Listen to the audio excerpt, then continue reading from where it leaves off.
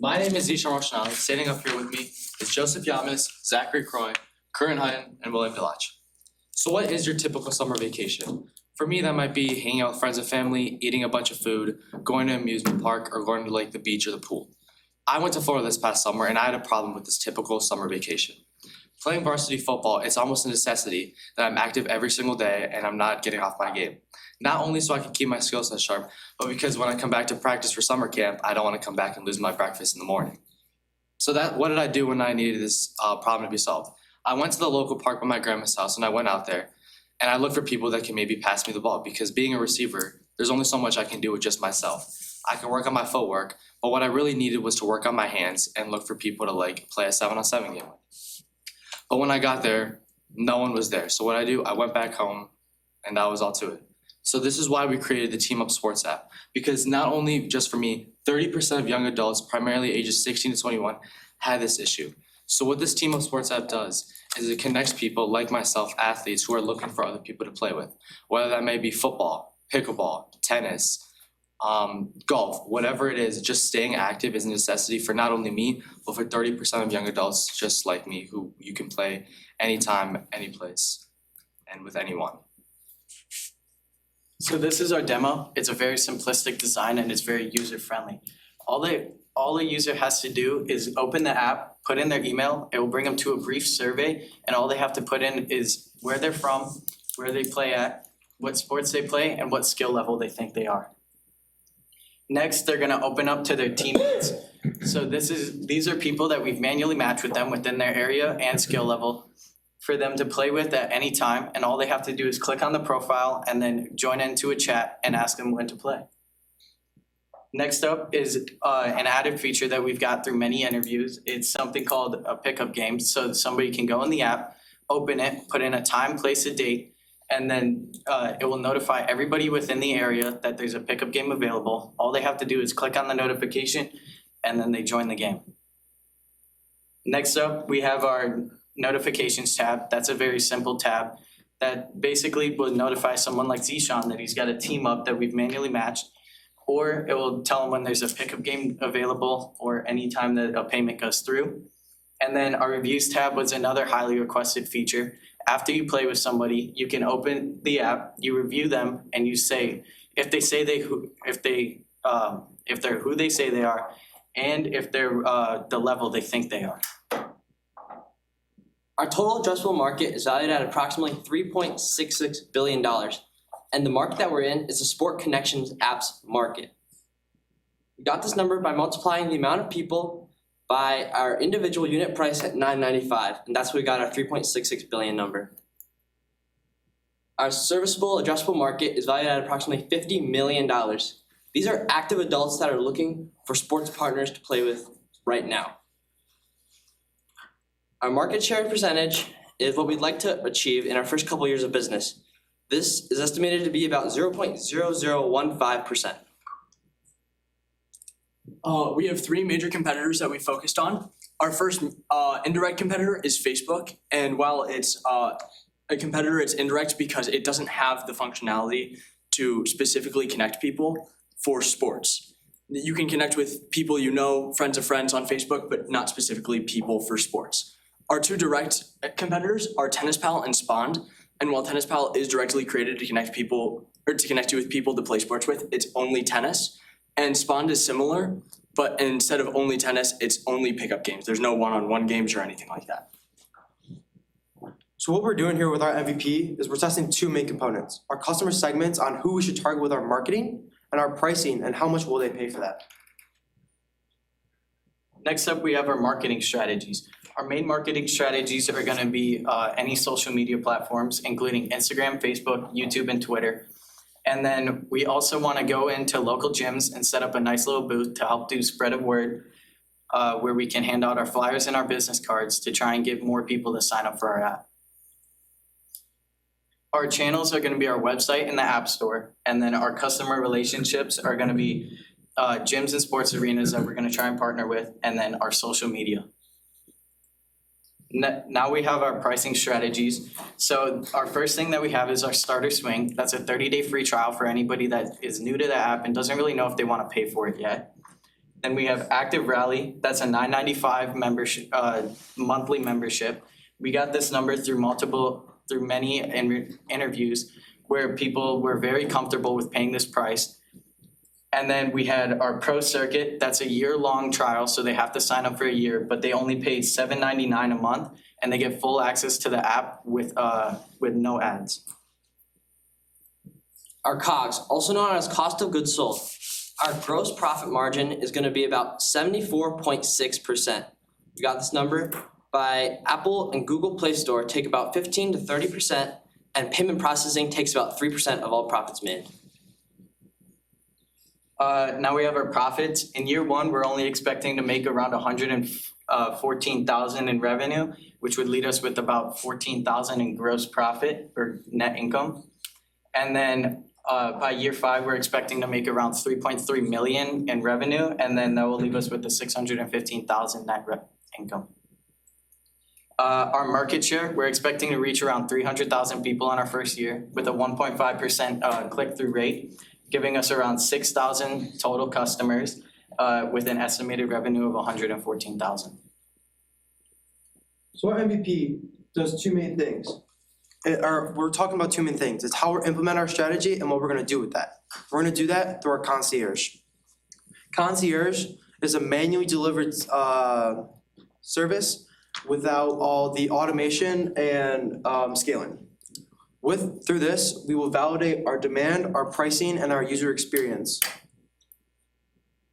Another thing we're gonna be testing with our MVP is our key metrics. We wanna test out our key metrics using our MVP, and we have quantitative and qualitative information that we wanna get out of it. So we want 100 to 250 accounts made by May 1st with a retention rate of 50%, which is click-throughs to actual signups.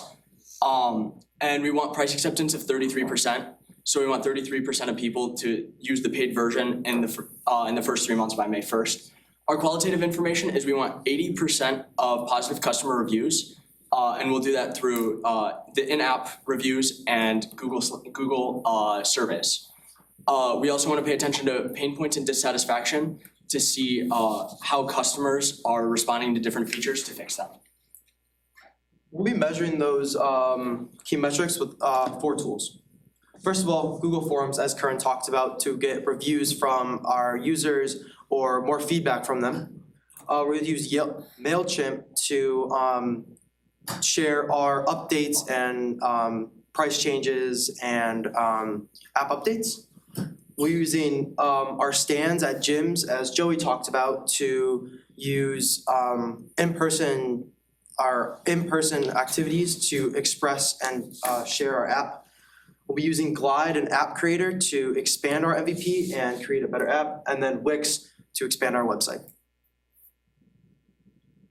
So for our final testing costs, we want $50 for business cards, for 200 business cards for the stands, as well as $50 for 100 flyers to set up at our stands. We want $258 for 3 months of Glide to make the app, or to make our app more functional and user-friendly. And then we want $30 for a banner for our tables at gyms and other places. So that leaves us with $388 for final testing costs. Team Up Sports, your game, your way.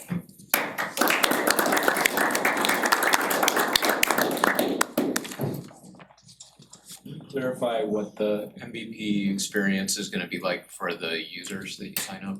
So the concierge MVP, the sign up, Yeah, like if I signed up, what is? so what would how's it happen gonna work for is me? with our sign up, it would be email based. So you'd have to input an email. Mhm. And then after that email, we'd go into like an info slide. So we'd ask your name, your height, or not your height, weight, and almost like what sports you play, how long you've been playing, and your location. So when we're working on it as a concierge, so we're doing behind the scenes, we can make sure we know that person A is from Barrington would also like to match with person B who's also from Barrington.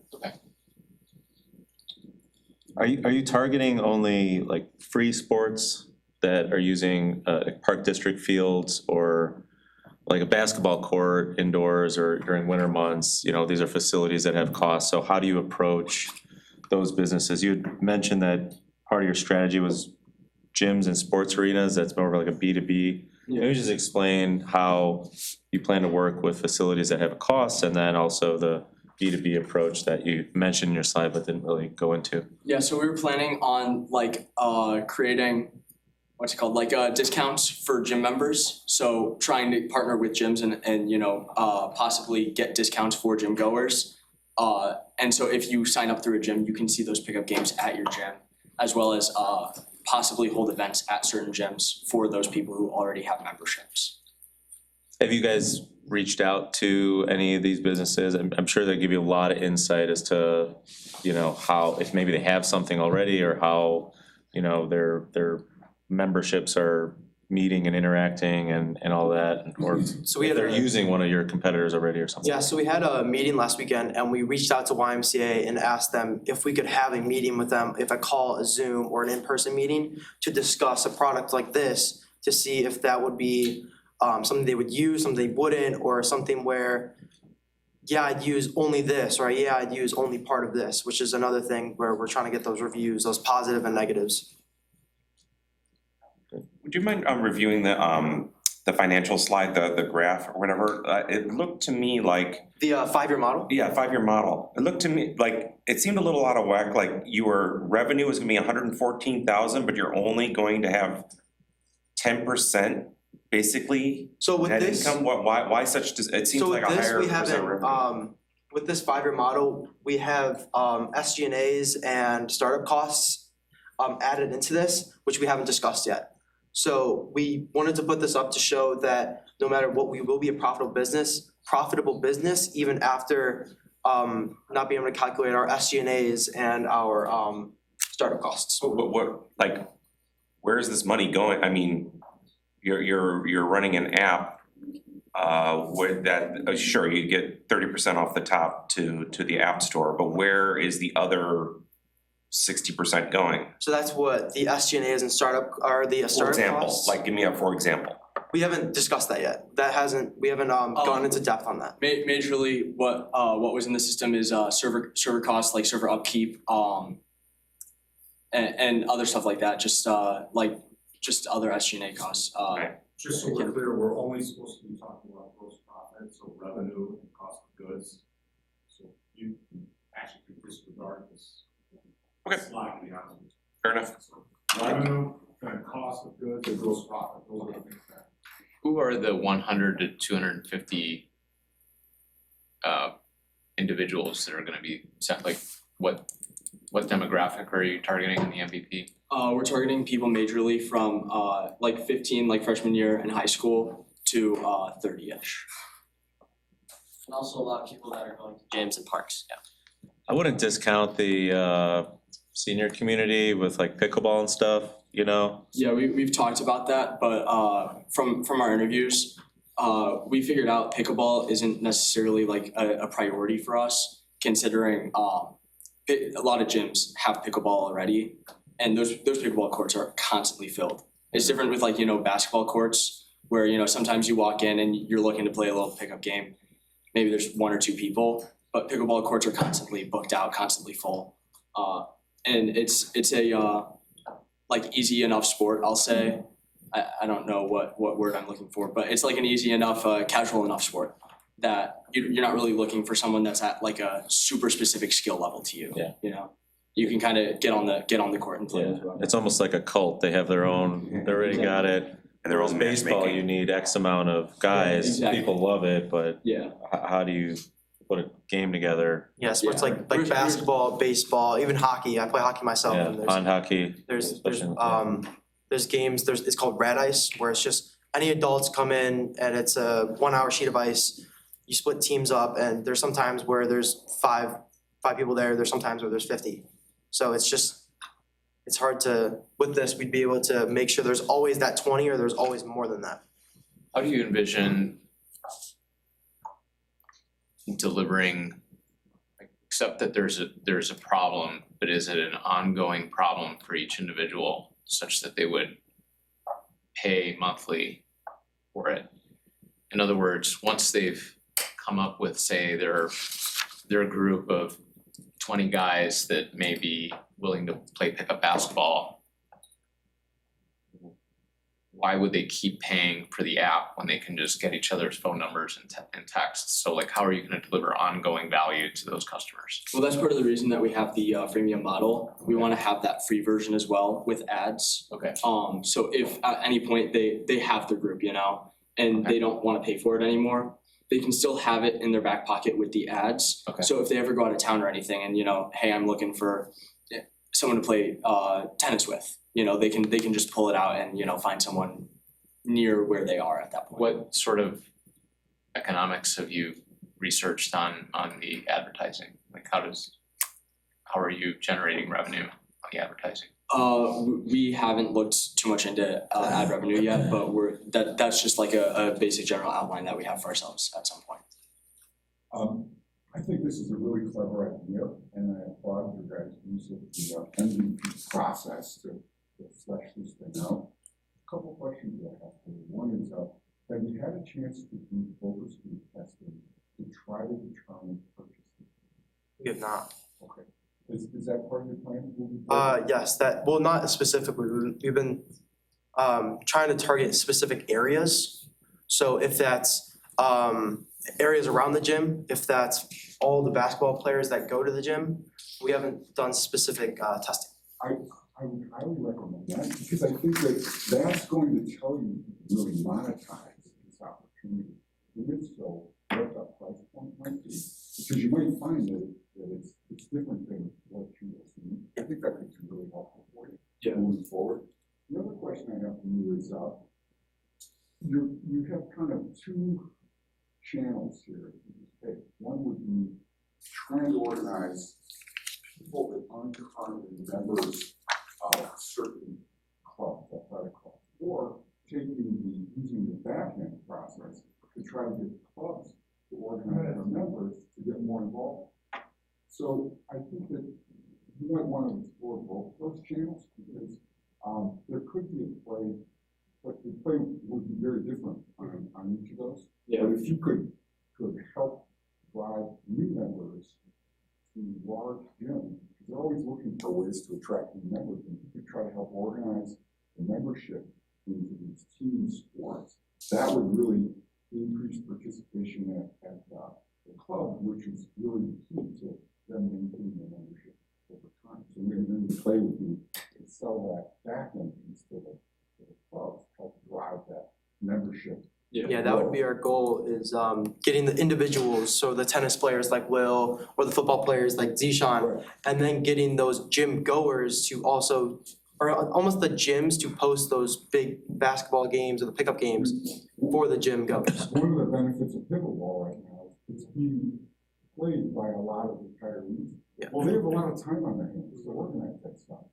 Working people don't. So you guys could provide the back end piece that can help organize that stuff behind the scenes, and that could be on the play. Yeah, that was Big gym. one of the major things we were thinking about with like the community tab, where we can post those pickup games and stuff Yeah. to help organize, like, you know, hey, 12 people want it at this gym, and you know, other people can post it themselves as well. So I would encourage you to flesh both of those things out with focus groups, so you can actually talk to the users, the organizers, buyers, purchasers, the product.